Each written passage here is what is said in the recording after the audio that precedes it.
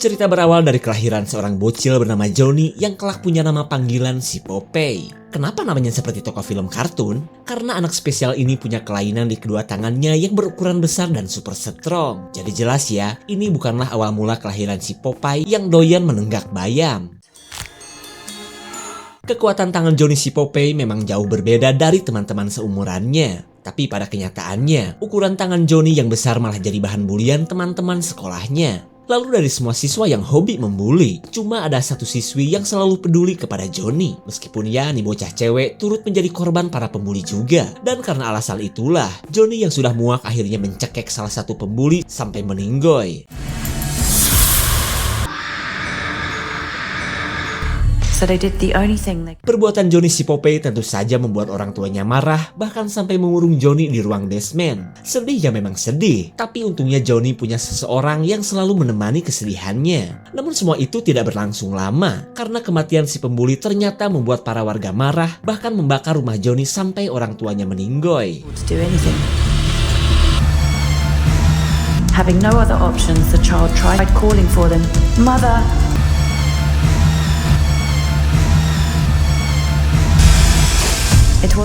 Johnny berhasil selamat dari amukan warga dengan kabur ke arah danau. Tapi sayang, para warga bisa melihat nasib tragis yang dialami Johnny si Popeye saat ia terjebur nyemplung ke dalam danau sampai tewas. The bottom of the lake was never found.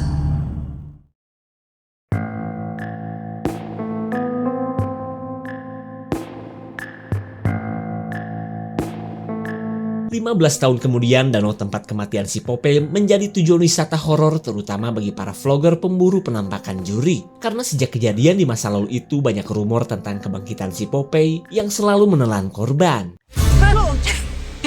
Sekelompok kreator FB Pro sedang prepare untuk berburu penampakan si Popeye setelah konten joget pakai kacamata hitam mereka dihujat oleh netizen. Mark si paling sorotan pun berharap ia dan para kru haredangnya bisa merekam kemunculan si Popeye untuk pertama kalinya. Did you get footage? Why? It's just fog. Saat kabut dari danau muncul, Mark meminta para ciwi-ciwi untuk segera bersiap. Karena menurut info munculnya kabut seperti ini adalah pertanda dari kedatangan Johnny si Popeye. You ready with the camera? Yeah, ready when you are. Houses of Evil, affectionately nicknamed Popeye. Mark mengawali syuting dengan menceritakan kepedihan si Popeye semasa sekolah dulu. Lalu ia berencana akan mendatangi bekas rumah si Popeye yang kini telah berubah menjadi kabin sewaan. Currently under renovation. Popeye's ghost wants to play with. Si kewes blonde merasa ia melihat seseorang yang sedang memperhatikan mereka. Tapi karena cuma dirinya saja yang melihat, Mark mengajak mereka untuk lanjut syuting di bekas rumah si Popeye. Mark akan melanjutkan syuting di lokasi gudang yang belum direnovasi. Sementara si blonde ia tugaskan untuk merekam suara kedatangan si Popeye yang mungkin sebentar lagi. Meskipun takut setengah metong, wanita ini pun langsung cus ke tepi danau. Crazy. Also perished in the fire. His parents are still here, Cherry. An audience. Mark kaget melihat pacarnya sudah buburucun gak pakai baju. Rupanya keadaan sepi seperti ini membuat rahim si kewes berdenyut dan ingin beraduk songkol terlebih dulu. Pucuk dicinta celengan pun tiba. Mark tentu saja tidak akan menyia-nyiakan kesempatan ini.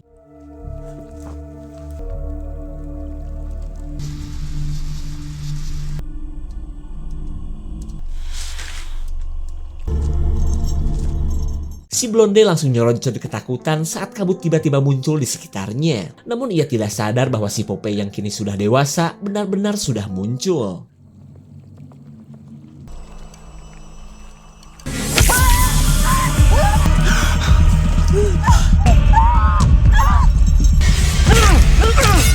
Setelah merujak korbannya, si Popeye langsung memburu pasangan jadah yang sedang aduk songkol di kediamannya.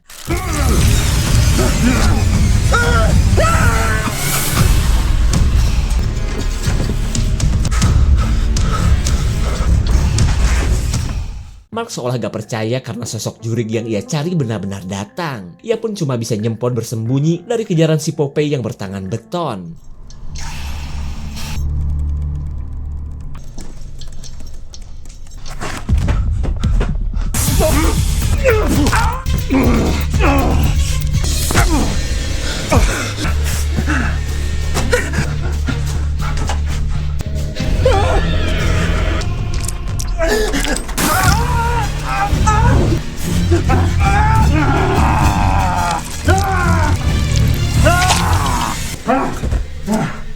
Setelah menghabisi para penyusup, si Popeye mendapatkan ucapan selamat dari seseorang. Dimana seperti yang kita tahu, seseorang yang misterius ini dari dulu selalu menemani si Popeye. Beberapa hari kemudian kita beralih ke seorang ciwi non haredang bernama Tara. Ia bela-belain bangun subuh karena tanpa sepengetahuan orang tuanya, Tara akan berlibur ke kabin si Popeye yang kini sudah menjadi milik ibunya. Dan inilah ibunya Tara yang mendapatkan kabin si Popeye dari temannya yang sesama guru secara cuma-cuma. Namun suaminya meminta si ibu untuk menjualnya saja. Karena seperti yang mereka tahu, banyak orang yang meninggoy setelah menginap di kabin tersebut. We're not selling it. You guys are up early? Melihat anaknya sudah ready to the holiday, si ibu berkata bahwa teman-teman Tara sudah menunggu di luar. Lalu setelah mencuri kunci kabin, Tara pun pamit tanpa menyebutkan tujuan liburannya. Just want to say I really appreciate the help, guys. Tara turut mengundang segambreng sahabatnya untuk mendatangi kabin yang berada di tengah hutan itu. Dan bukan cuma sekedar liburan saja. Dengan bantuan mereka, Tara akan melanjutkan renovasi kabin agar tidak terkesan horor dan bisa mendatangkan cuan. Terlihat teman-temannya pun sudah tidak sabar ingin melihat kabin si Popeye yang pernah viral saat mereka masih pada bocil. A haunted house attraction. It's got the naked photos, hasn't it? Gave my mum the place when she died. Dengan menggunakan 2 mobil mereka berangkat dan kini sudah memasuki jalanan hutan. Seorang pemancing danau pun bisa melihat kedatangan para pemuda jadah yang sedang menggeber kendaraannya. Are you mad driving that? Mang Ceceng langsung ngaburaluk setelah hampir ketampar bemper mobil. Tara dan pacarnya pun gercep meminta maaf sebelum dibanting jajar pancing. Lalu ketika Tara menyebutkan maksud kedatangannya, pria tua ini menyuruh mereka untuk pulang dan jangan mendatangi rumah si Popeye. Tapi menurut Tara ngapain harus takut? Karena seminggu yang lalu ia dan ayahnya pun sudah pernah datang dan merenovasi rumah si Popeye. It's lethal. Let's go. Emang beneran bahaya gitu? Right, come on. Now that. Untuk pertama kalinya mereka melihat kabin milik Tara yang memang masih perlu sentuhan renovasi. Kehororan kabin pun semakin bertambah karena daerah ini memang susah sinyal. Lalu ketika si paling iPhone Katie mencari sinyal, Tara dan yang lain akhirnya datang. Terlihat si rambut api pun heran lah kok bisa ada orang-orang yang mau nyewa kabin seperti ini. Coming up this way once a month to... Mata, hei mata. Want to sleep in there? Wait, what? Just this. What the hell was even that? Maybe a hot tub here.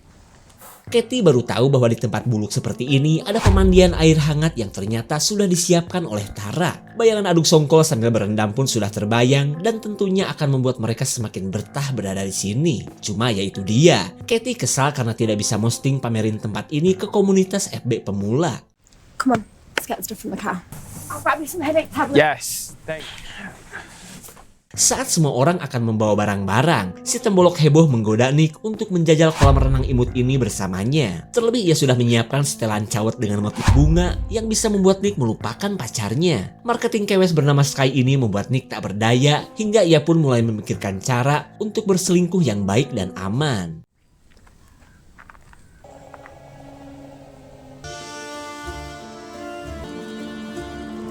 Tak jauh dari lokasi Tara, si Popeye bisa merasakan kedatangan sekelompok anak muda yang memasuki rumahnya. Lalu setelah membajak sebuah kapal, ia langsung menuju bekas rumahnya itu. Sorry. Tara sebenarnya khawatir teman-temannya malah sibuk bersenang-senang daripada membantunya merenovasi kabin. Maka dari itulah, ia sengaja tidak memberitahu lokasi mana saja yang memiliki sinyal HP seperti di kamarnya ini. Tapi tiba-tiba, Tara kesal karena selama beberapa hari ke depan, ramalan cuaca memperlihatkan cuaca berkabut yang akan melanda daerah ini. Dan itu berarti, si Popeye bisa muncul dimanapun dan kapanpun ia mau. Doing the best you can. Si pacar bernama Dylan meminta Tara untuk jangan khawatir, karena sekalipun teman-teman mereka gak membantu, ia rela panggul sana panggul sini demi rencana Tara.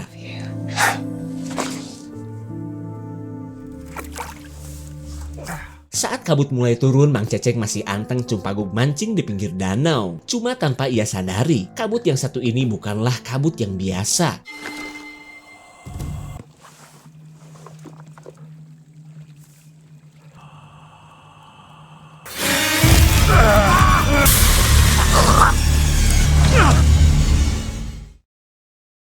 Kemudian kita beralih ke pestanya para ciwi-ciwi beban yang sedikit pun tidak membantu Tara yang sedang nyatet triplek dan kusen untuk kabinnya. Begitupun dengan pacar Nick yang bernama Donna. Ia malah kesal kepada Tara yang memilih kerja padahal ini teh momen weekend. It might be a good idea to get a couple of hours of... Guys, come on. That means Laura. Come on, guys. Guys, I really owe you one. We've been sat on this land for a year now. Kembali ke rumah si ibu yang masih menolak untuk menjual kabin. Lalu tiba-tiba ibunya Dylan datang dan menunjukkan kabar kematian orang-orang yang kita lihat di awal film. Wanita ini pun panik takut Dylan pergi ke kabin si Popeye yang kini sudah menelan korban lagi. George is home.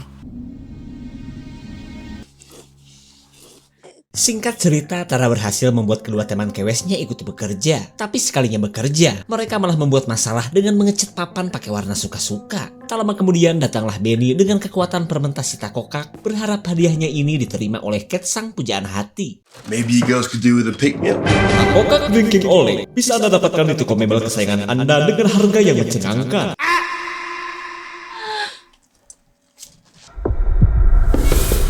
Semua orang kaget melihat seorang ciwi rawon misterius yang memaksa masuk ke dalam kabin. Lalu wanita yang bernama Olive ini menyuruh mereka untuk segera pergi sebelum petaka datang.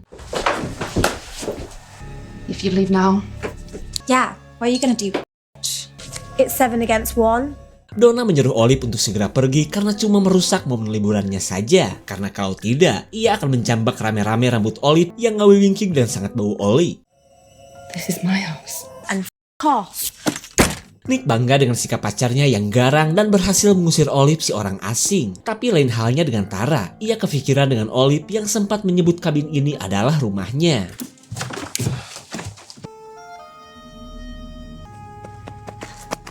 Tara meminta maaf atas sikap Donna kepada Olive. Akan tetapi Olive malah berkata bahwa ia ingin semua teman-teman Tara menderita. He's coming to get you. Entah apa maksud Olive yang menyebut adanya seseorang yang ingin bertemu dengan Tara. Lanjut Tara pun menemui teman-temannya dan meminta mereka untuk jangan menghiraukan orang gak jelas seperti Olive.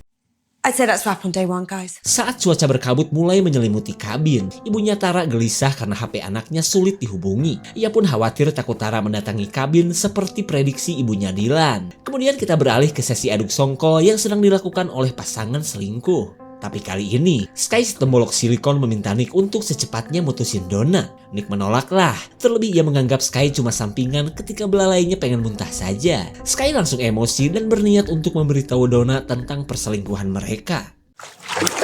We're done. In fact.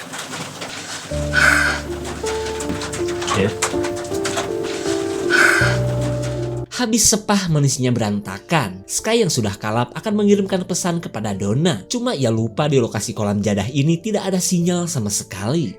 Don, asal kamu tahu, Nick bukan cowok setia seperti sangkaanmu. Malahan aku sudah 10 kali aduk songkol dengan gaya Bali merungkar.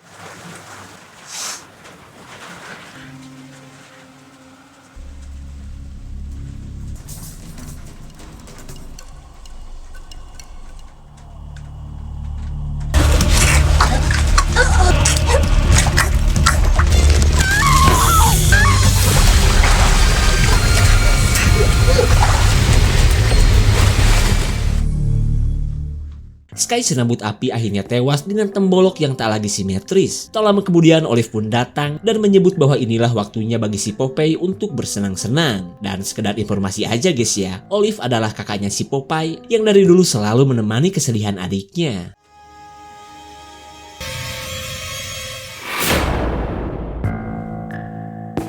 Di keesokan paginya, Tara heran karena sejak semalam ia tidak melihat Sky serambut menyala. Lalu untuk menutupi perselingkuhannya, Nick berbohong bahwa ia pun tidak melihat Sky. You want to try some of this? The Green Love Maker.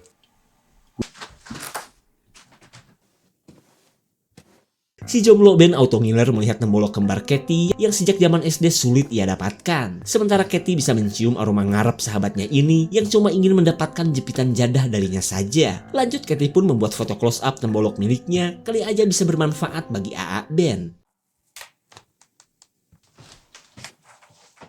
Meskipun nasib Ben terkesan menyedihkan, ia sebenarnya senang karena punya bahan untuk berfantasi. Lalu ia mencari lapak yang sepi untuk melepaskan hasrat jadahnya kepada Katie.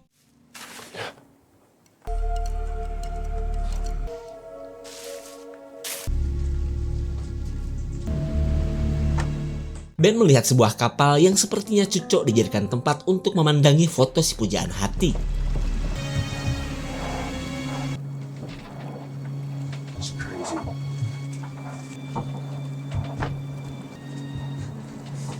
Ben tidak sadar aroma bangkai yang ia cium berasal dari jasad si pemilik kapal yang sudah dihabisi oleh si Popeye. Dan hingga pada akhirnya, Ben mencari lapak lain untuk segera mengurut belalai betonnya.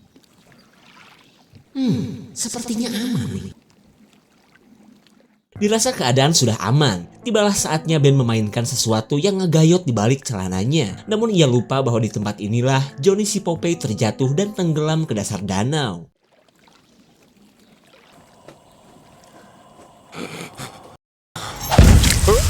Pepeng Ben langsung menyatu dengan papan setelah ditampol jangkar kapal oleh si Popeye. Tak lama kemudian Popeye si Jurik Cai pun datang dan akan menjadikan Ben menjadi manusia cabut tulang.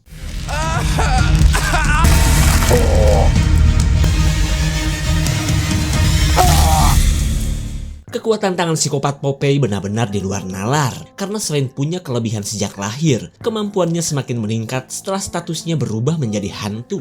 I like this for Notara. Keberuntungan Nick sudah mencapai puncaknya saat ia bisa kukucuprakan dengan dua duyung darat. Lalu di tengah keseruan mereka, Donna mendapatkan pesan dari HP-nya Sky yang ternyata baru terkirim. Is everything okay? What for me then? I think that's Laura, calm down. Laura kesal karena setelah lapor polisi, anaknya belum dikategorikan sebagai orang hilang. Tak lama kemudian datanglah ibunya Dylan yang membawa buku catatan milik anaknya. Lalu dari buku inilah, para mantan guru SD Impres ini mengetahui kemana harus mencari anak-anak mereka. Whatever she said. Donna tidak habis pikir kenapa Nick bisa selingkuh dengan Sky Skywes Atel yang cuma menang warna rambut doang. Kemudian Nick langsung mengeluarkan jurus terakhir dengan menjanjikannya hajatan kawin yang spektakuler plus menggelar konser Taylor Swift bila perlu. Tapi sayang, Donna memilih pergi untuk menenangkan batin. Gerakan Wing Chun ngasal Nick membuat sebuah papan albiso jebol seperti ini. Lalu tiba-tiba, ia menemukan sebuah kaleng bayam yang merupakan pertanda akan datangnya Johnny si Popeye.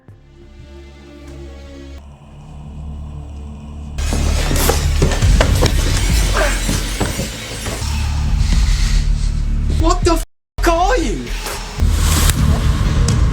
No, please. Please! I'm begging you, I'm begging you. Nick yang juga merupakan teman SD-nya si Popeye akhirnya turut menjadi korban sosok mengerikan ini. Sementara Donna yang masih bersedih kini berniat untuk pulang tanpa memberitahu teman-temannya. Tapi tiba-tiba rencananya terhenti saat ia melihat ban mobil Nick sudah bocor dihantam kampak. What did you do?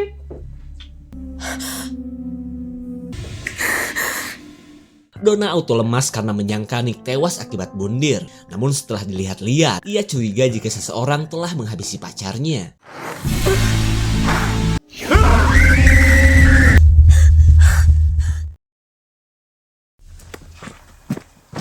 I just came back from the house. Tara heran dengan teman-teman mereka yang entah pada kemana. Lalu Dylan berkata mungkin mereka sedang bersenang-senang atau mungkin sedang mabuk bareng di tengah kebun. I'll be a minute. No, Tara, just...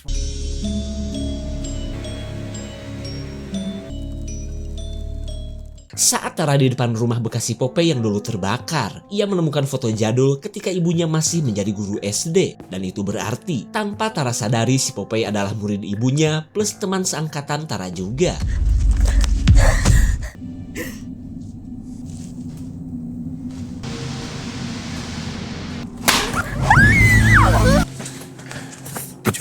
Saat Donna terkena jebakan si pemancing danau, Tara menunjukkan foto yang ia temukan. Sontak Dylan pun heran karena foto ini sama persis dengan foto milik ibunya yang juga seorang guru. Tapi karena sebagian besar foto sudah terbakar, mereka tidak melihat adanya Johnny si Popeye di dalam foto.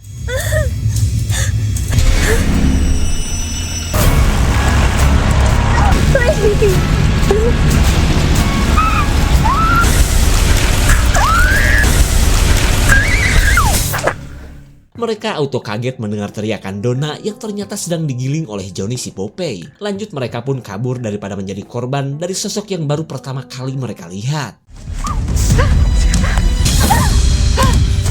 Akibat beban tembolok Katie yang super padat, ia tidak mampu mengejar teman-temannya. Tak lama kemudian si Popeye pun datang untuk menghabisi teman seangkatannya ini.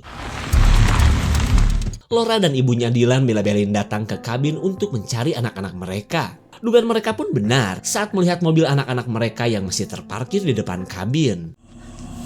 Dylan, is that you? Where's Tara?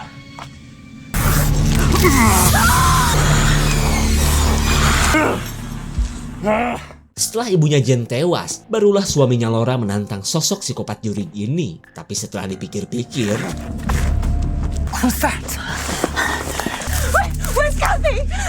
Tara masih sulit percaya karena setahunya si Popeye temannya itu sudah meninggoy 15 tahun yang lalu. Tak lama kemudian mereka bertemu dengan Laura yang langsung memberitahu akan nasib ibunya Dylan. Lalu ketika mereka mencari tempat yang aman, Katie sedang berusaha kabur menggunakan mobil.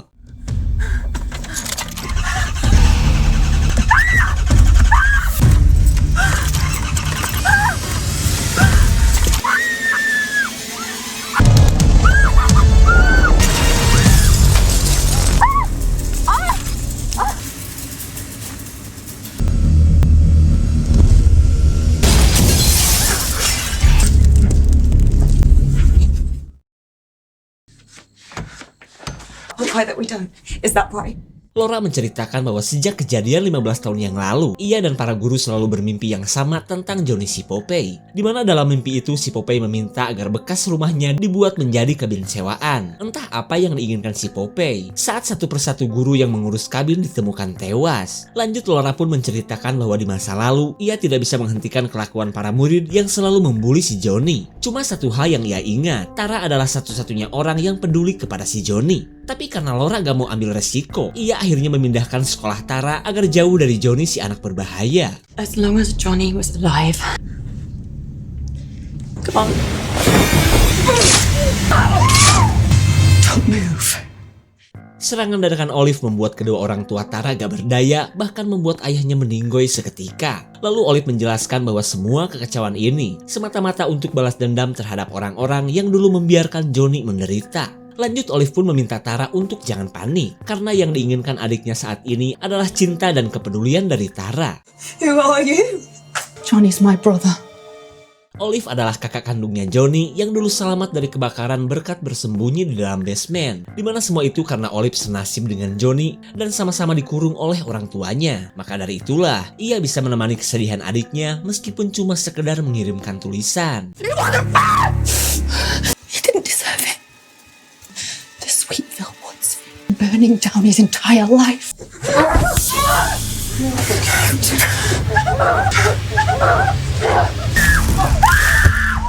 Setelah mengguyur Olive pakai pertalit, mereka lanjut membawa kabur Laura. Tapi tak lama kemudian Olive berhasil menangkap Tara yang sebenarnya dibenci oleh Olive.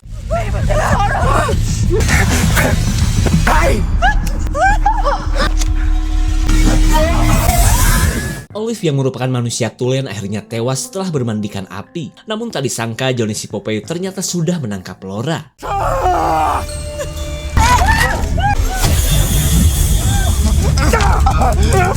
Saat ibunya Tara sudah pindah alam, Tara berusaha menyelamatkan satu-satunya orang yang ia cintai.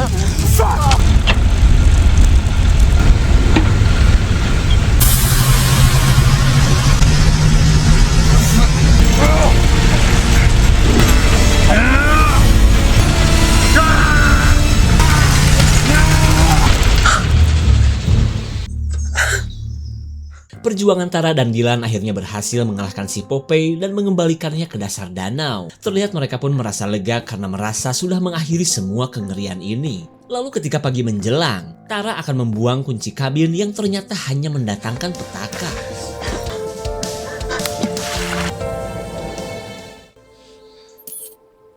Loh, kok balik lagi?